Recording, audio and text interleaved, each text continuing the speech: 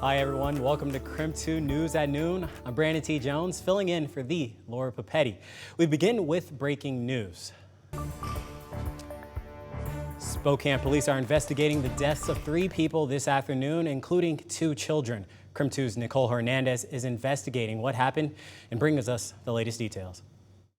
So I was able to speak with Corporal Nick Briggs earlier this morning. He said just before midnight last night, a man called 911 saying he had gotten home and found his wife and 2 kids dead inside the house. Officers, of course, responded to that call. When they got here to this house, they say they found 1 adult woman as well as 2 children under 12 and animals dead in the house. So Corporal Nick Briggs says that all of this is very preliminary information. They're still in the beginning stages of their investigation, but at this point, they do think that this is an isolated domestic incident. They don't think that the husband or dad had anything to do with this, and they're not looking for other suspects outside of this. I did actually speak with a neighbor who lives just across the street from this house here, who sits outside on his porch every day, but this day was a little bit different. I saw a flashing light go across my window, and I got up and looked out the window, saw some activity over there. Now again, all of this information, of course, is from the beginning stages of Spokane Police Department's investigation. We should be getting the names of the people involved in this, though, at some point from the medical examiner. And when we get those updates from the medical examiner or the police department, we'll make sure to bring those to you. In North Spokane, Nicole Hernandez, KREM 2 News. Spokane's police chief is talking about what's next for him after nearly 30 years with the department. Chief Craig Meidel sat down for a one-on-one interview with KREM 2 News last night. He announced just the day before that he would be stepping down at the end of December, just before Mayor-elect Lisa Brown takes office. Chief Meidel's next steps are still up in the air. Whether it's working with another agency on helping them grow or policies, whether it's teaching or instructing, or something completely out of the realm of possibility. Meidel is recommending Assistant Chief Justin Lundgren as the new interim chief.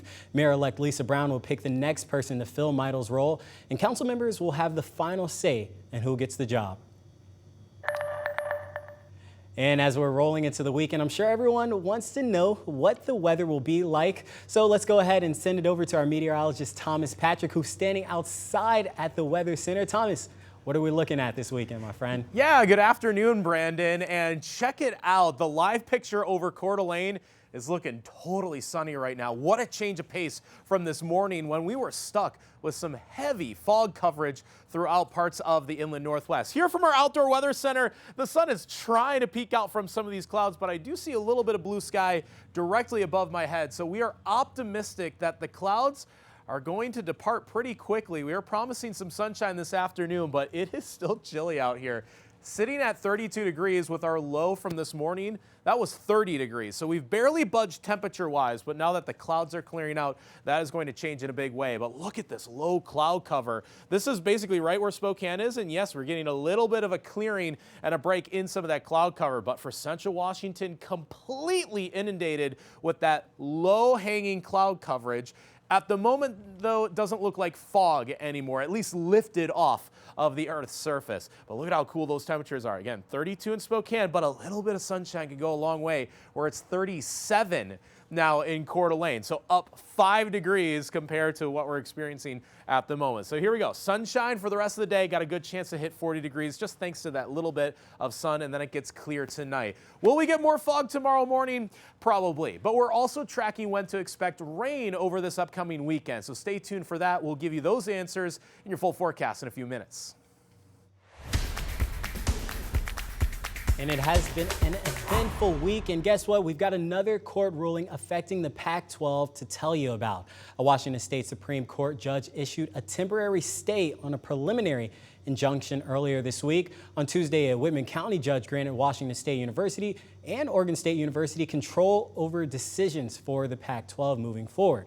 The pause on the ruling now gives both schools and the University of Washington the chance to submit briefs before the state's high court decides whether to grant an emergency stay of the ruling. The deadline for that is November 28th.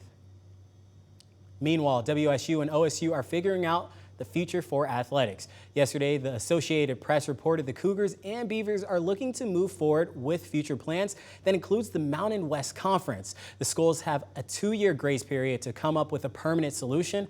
Sources told the AP they will use those 2 years while teaming up with the Mountain West to create a 2-year football schedule. That means WSU and OSU would essentially be a part of the Mountain West Conference games, but not a part of the conference itself. The idea would be for football only, while the universities are still figuring out the scheduling for other sports.